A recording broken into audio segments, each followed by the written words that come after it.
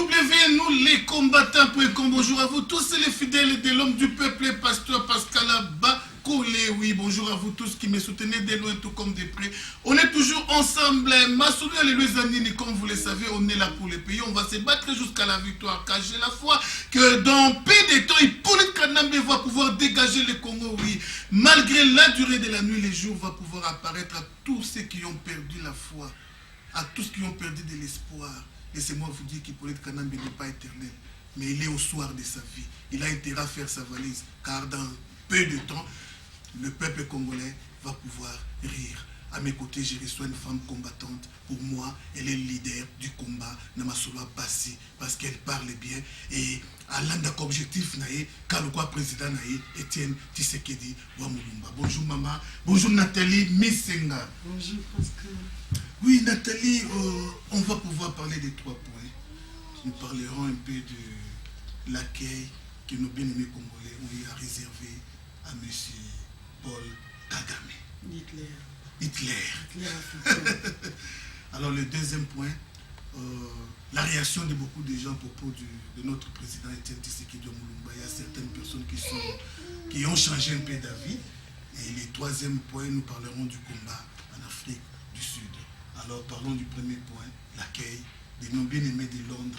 Ils ont vraiment réservé un accueil chaleureux à M. Paul Kagame. Ces hommes de Londres, ils nous ont impressionnés. Ils nous ont donné beaucoup de joie. Ils nous ont donné de l'espoir. Pendant toute la semaine, nous étions sur Internet, nous étions vraiment contents. Ce qu'ils ont fait, ils l'ont réalisé finalement. On était contents. L'accueil qu'ils ont réservé à l'Hitler africain, il est mérité. Et puis c'est vertige. Il a passé tout son temps, tout son plaidoyer à parler du Congo. Finally, ils nous ont donné beaucoup de joie. Je les salue de loin.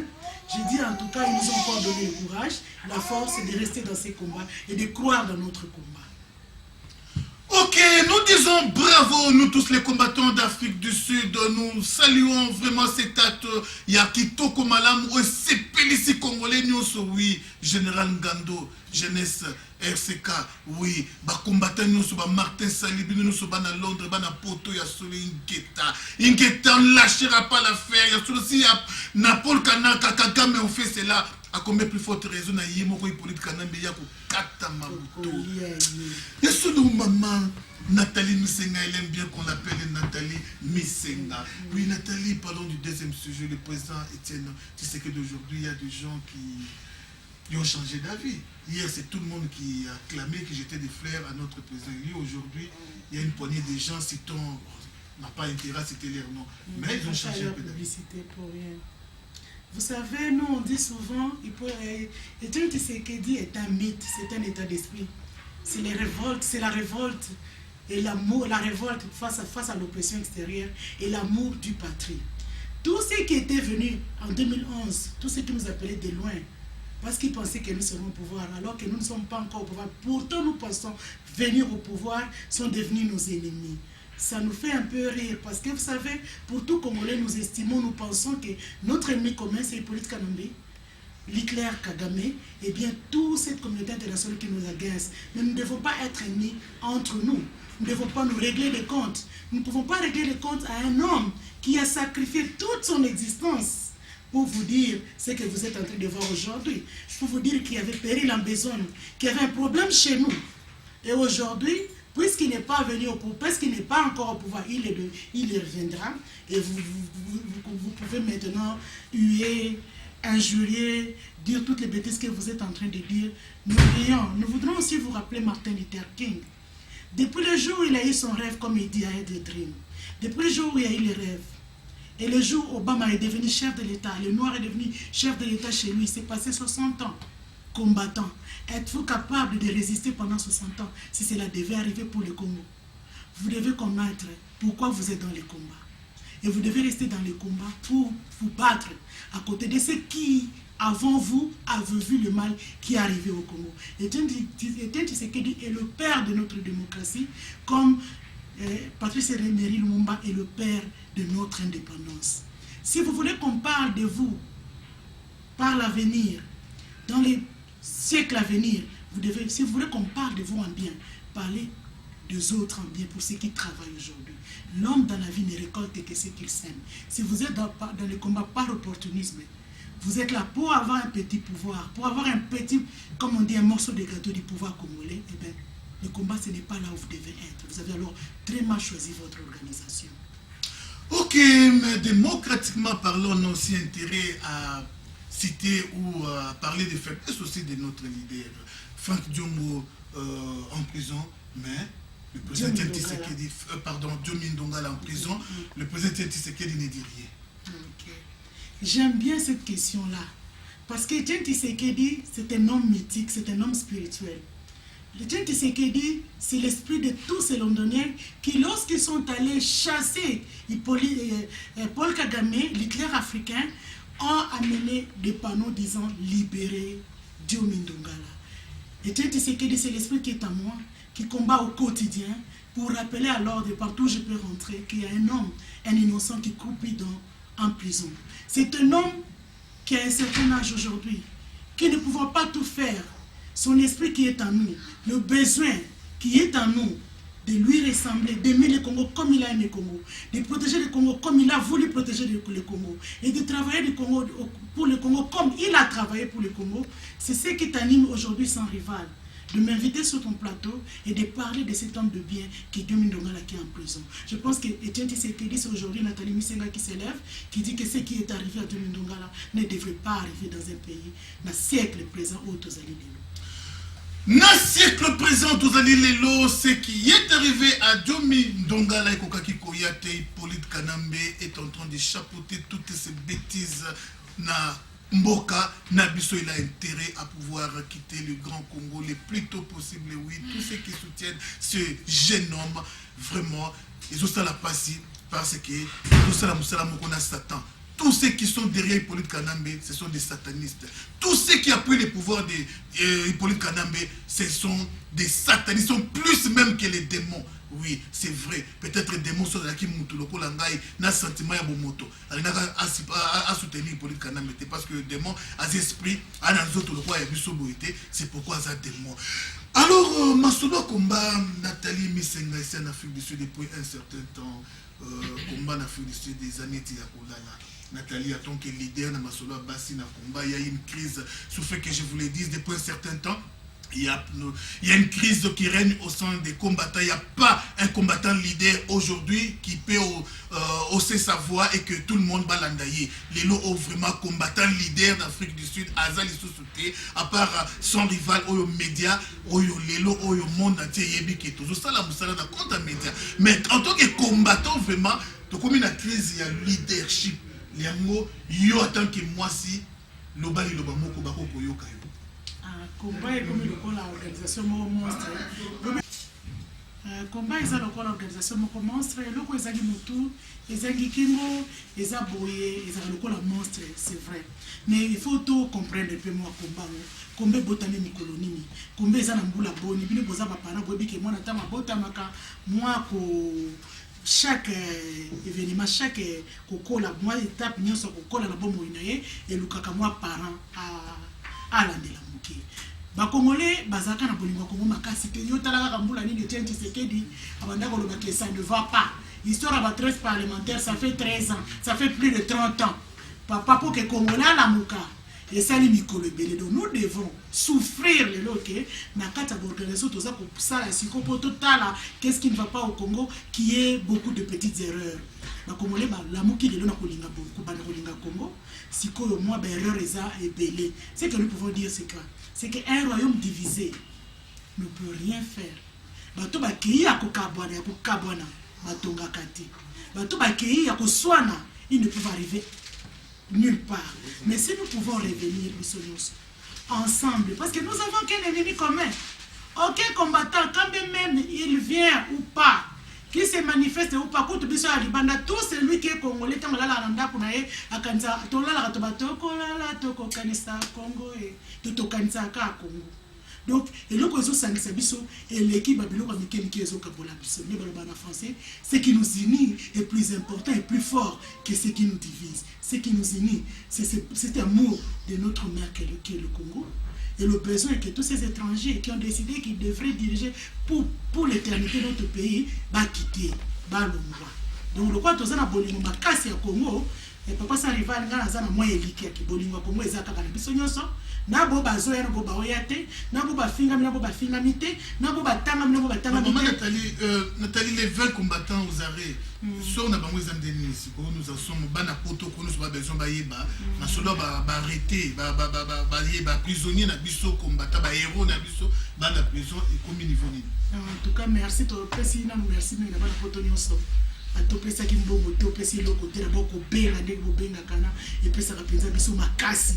On s'est dit on n'est pas tout seul parce que bon on est Afrique du Sud comme le kola chef de l'état mboko comme le kola fois pesa ba régler après ça ba compte le chef de l'état Congo na sali bango boye na kangi bango boye na beti bango boye na boteli bango mikanda po awa nde awa service de renseignement oyo ayamboko mbongo nyonso utaka na Congo alors que biso eza ba pauvre nde na mona ki président ya Rwanda azolo balobi maki wana ba bandingai esengele ki balia botala ka ngana tali misenga boy na bana suko lia maki ba garçon wana Londres na ba bamba ki maki wana po mabanga ezalaki te mais ya lobi maki wana ba Congo yenda ki na posa maki soto taleta na ndinga santé yenda ki na posa ya maki wana biso ba Congolais to ki na posa maki ta biso na Congo ba Congolais libanda soki tozo bunda boto bunda poto kananzala te to bunda ka parce que ils avaient décidé qu'ils nous dirigeraient pendant longtemps, qu'un étranger serait au-dessus à la tête de notre pays. Toso la mouki pongi ou la pongi si to la mouki to dit non et kosala makati.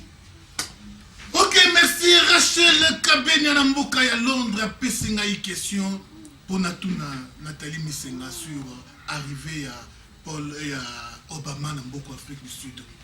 Le numéro 1, Oyo Mokili Ndima comme président, États-Unis bangonde bakambaka. Planète, Azoé en Afrique du Sud, manière ligne on pourra manifester nos désirata, Bissoba Congolais et pas une président Obama. Pour après tout, Kagame Azaï, mon côté c'est tout un réseau. Bah Obama ne se peut pas accepter que Hippolyte Kanambe yende Anyoko la Kabiso Azalaka toujours le pouvoir. Qu'est-ce qu'on va faire pour nous manifester pour ça ne monsieur pas Obama? Quand on a papa babi qui me dit mot consent, monde mon bémona il m'a volé quand il a commencé en 2011. Bah Congolais ne se battent tellement qu'il va voter qui moutou mon corps. Mais l'ambassade, le pays nous sonne ya quitté la prestation de serment à Kanambe tant Kanambe boto la kibiso pouvoir na biso. Mais Kanambe n'a pas été élu. Obama loba qui est l'autre côté, mais tolobi pour le quoi babi que diplomatie même israélite quand même basé na déportation, ils n'avaient pas arrêté de parler de leur pays. Batkala ko bossa na mboka na bangote. Ah on est au na bande pour baliboso na bien ça la sous-pays.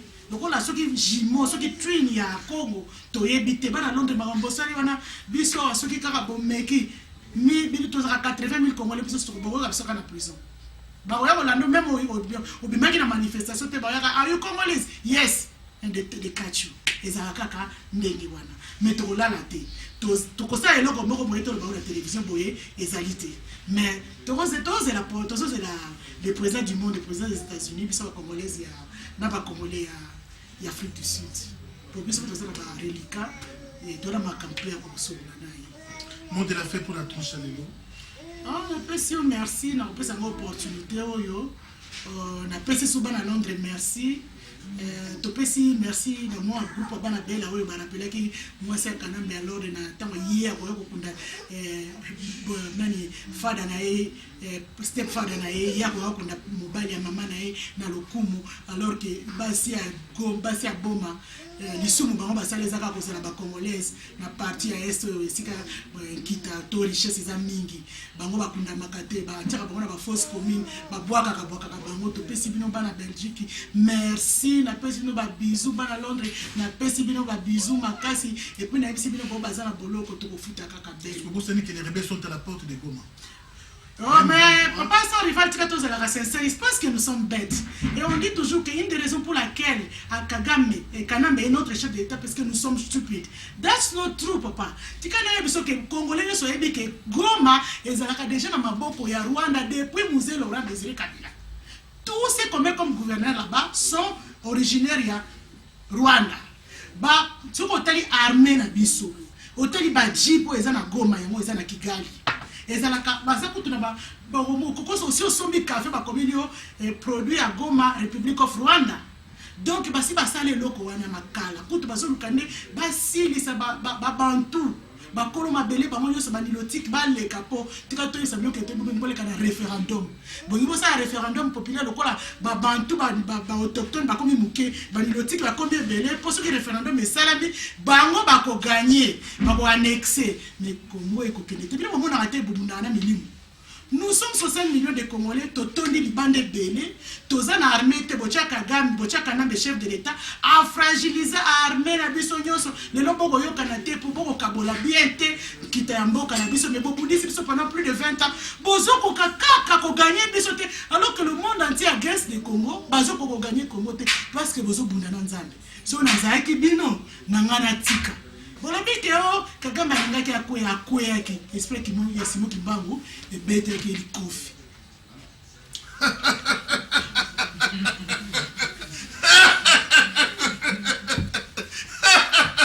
Oui, Solo, je crois qu'il fallait que je sois présent et répondre à Kagame Adakina Kokoya, oui. Ya Solo, Zamba Boketu premier, Zambé ya Francis Kadima Motona, Zambé Zamba Chatumba, Zambé ya Martin Sali, Zambé ya Bakombata Nyoso, ya Kwe Nyoso ya Monde, ya Solo, a frappaki Kagame, on a frappe.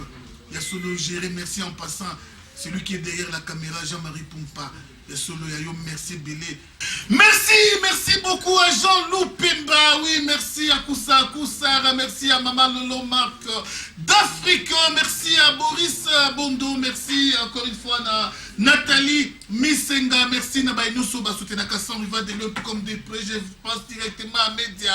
Medina, pourquoi pas nous les combattants.com, Anderson et Italien, Kassi Jean-Marie Pompa, c'est plus ça, mon page publicitaire à l'éto. Babi Afrique Bobimba, toi un journaliste c'est mon corps. Babi est à la partout number one. Babi nani Sariva. Konza Babi ko bata kuti Babi ne robe partout dans le monde. Babi la journée c'est comme mort total. Moko kaka Babi balete muto Babi ko simba caméra. Ba image à solo, ba image à suka est propre. Babi ko bata kuti te nani Sariva, la kani comme caca dans le Sarival, ton préféré à ma carte. Sarival, n'a préféré à ma carte. Maman Yungula. Yungula ça. Yungula.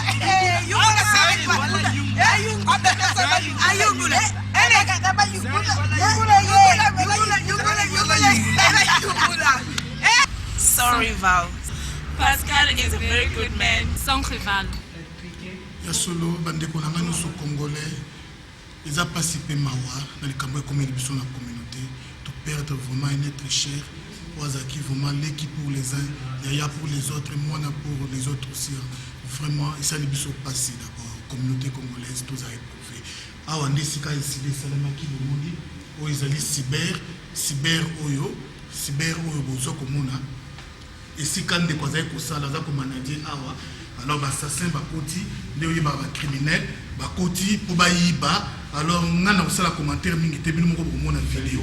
Alors ils allaient que batinda ki mutu moko ayena sima a utiliser bassassin pour baïba bomande ko congolais te. La kamuno sonde za ko interpréter ma bête. Ils attaquent que nez la famille mutu ku fio bando ki balete, musu pe ko za maladie normale. Alors on découvre vraiment pas trop de commentaires tout landa ba vidéo to komona. Oyo bozomona bino moko événement ndenge lekaki ndeko na biso ye wana déplacer muke ayebisa bango bakanga bakoti bacriminel bango wana omoni bakoti mibale mosusu baye na nsima bango wana baye orejoindre mibale mosusu bazali na nsima parceke tana oyo aodiskute na bango bameki babenda ye ya Solo azodiskute na bacriminel mpo ye nde aza na caisse vraiment botala et puis oui alongoli loboko et puis akokota na kati ezali azongisa oyo azongi na kati abiwat babeti ye akwei na se à résister à tant que mobali atelemi banjo bima ala yokuya awa ayokuya na porte otala ndeko yeyo abanda otravaille zela na appliqué tobandi azotravaille tozumi partir ndeko na biso congolais yeyo bozomona azotravaille esika pe azomana di awa na internet cyber café ezali na miniti ekoka nde esengi ke atelema akebisa bango kende na kata ya solo telemi abimi bobloke porte mutakota te ere ya kokanga ekokaki nde omoni ndeko atelemi mpona yebisa bango ke bakata babima ntango ekoki nde omoni bacriminel bango bakoti yato banyala mele partir ntan baye awa baomena nazonga vraimen ezonga oyo nazongisa image ayoyesa bato bakanga ayekoyebisa bato bakanga awa sikoyo bango baye babloke ye oyo mibale baza kosala ndeti baotravaille moko akekanga porte baobenda ye donc moko parmi bato bana otravaille nzoka azalaki criminel sikoyo azongi na kati donc eza tobandela mosusu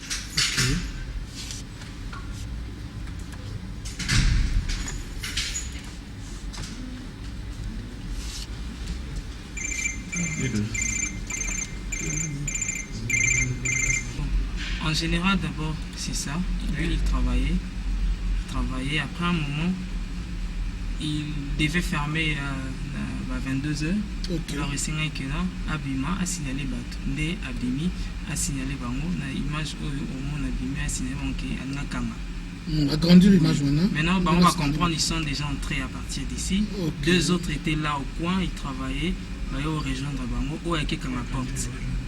Quand ma porte l'image est moi alors à bande menacé babendi d'abord à refuser l'accès munduki et puis à l'ongolais liboko à zone na ya kati pour que à travailler à ba beti lisasi ndé wana masasi ouais ba beti ja lisasi akoyi à cet effort abimi aye awa abandi ko commenter la porte akoyi sous ndé ba travailler sous ba sala sous on a bangi abimi et puis sous baye moko à cet effort atalier Leki, et puis le garçon a côté siko koto à ça à charger la voiture à parquer la voiture il bande apparemment il t'a à la police mais si ce peut Hollande les garçons là bien à quoi ba mi ba dans quartier parce que bango me ka ba so il doit donc sur les bails pour la police bango va interpeller garçon là so il parle ni va laisser mbongo à cause quelque chose et puis à roloba donc c'est bonito donc c'est quelques images nous sont en ralenti bon chango na ralenti donc bon massa c'est lui parti ni nzoto tembea mtema na photo ndingo j'ai na droite na ni n'importe alors juste après bokendaki ni hôpital nini bon sur place on a tchaka image tout à l'heure juste bakene hôpitalité ambulance est déjà muta kufaki bakene na bango après la police n'a pas reste la police bi ke tozoya policier mo ka kamta ya ki amoni ba mi binde bazoki ma bakoti entre street après kamata zondi na police station aki report mais au début déjà ba mi bi on va lancer la bava et vient na kati ya Sibé il cherchait déjà un moyen ba qu'est-ce qui se passe bon mais ils étaient venus pour voler comme il faut pas agrandir tableau par tableau tout va dans tableau nini le tableau ya yemoko oyo moyibi azokota oyo bakoti mibale basali bakeluka bafanda d'abord après bakekuna bakefanda kuna na suka et puis bafente ndeti bazotravailler alors pendant qu'ils bazotravailler texan abimi esa bakanga les deux autres wana oyo bayaki libanda bakoti nde baye kobrake oyo bafandaki na bakekanga porte donc omoni ya l'équipe bakekanga porte nde eza bongo ta baobenda ye ye pas résister balakisi munduki alongoli bongo libo image ya tozongisa mwa mokie tozongisa mwa mokie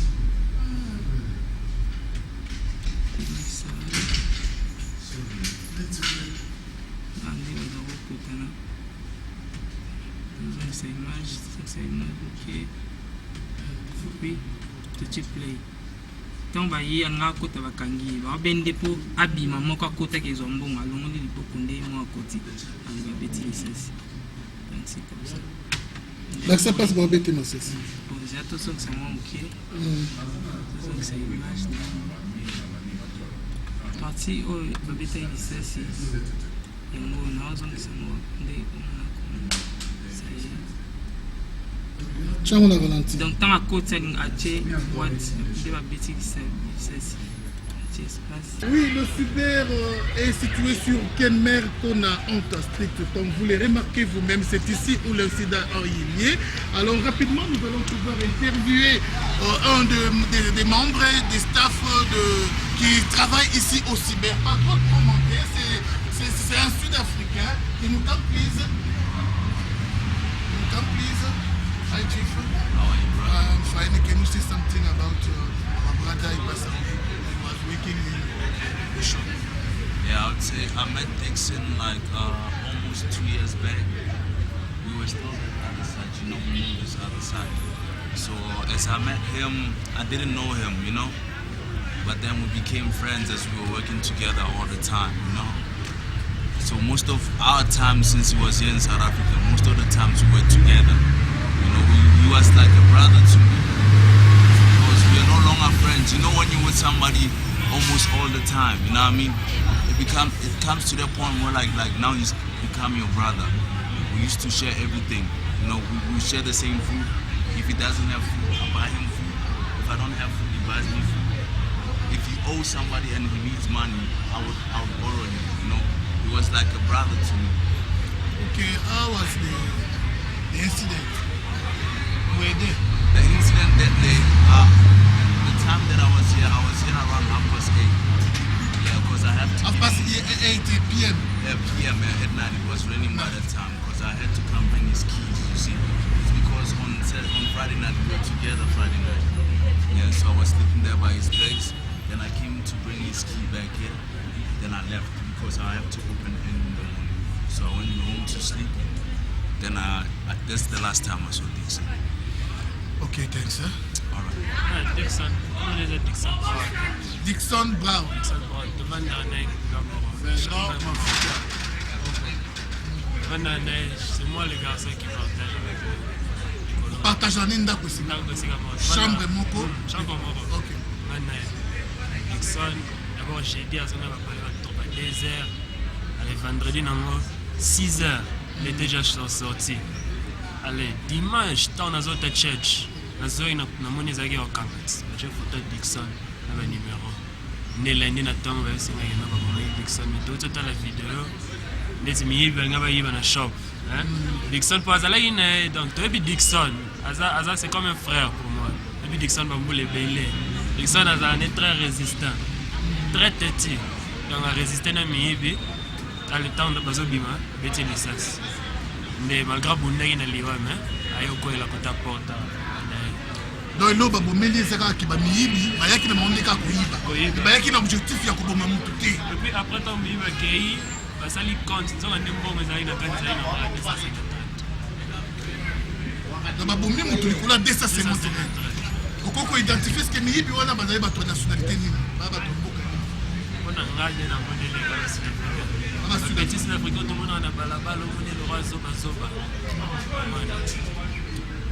Ok, merci beaucoup. Vous avez à suivre le témoignage par toi qui n'est pas dans des commissions.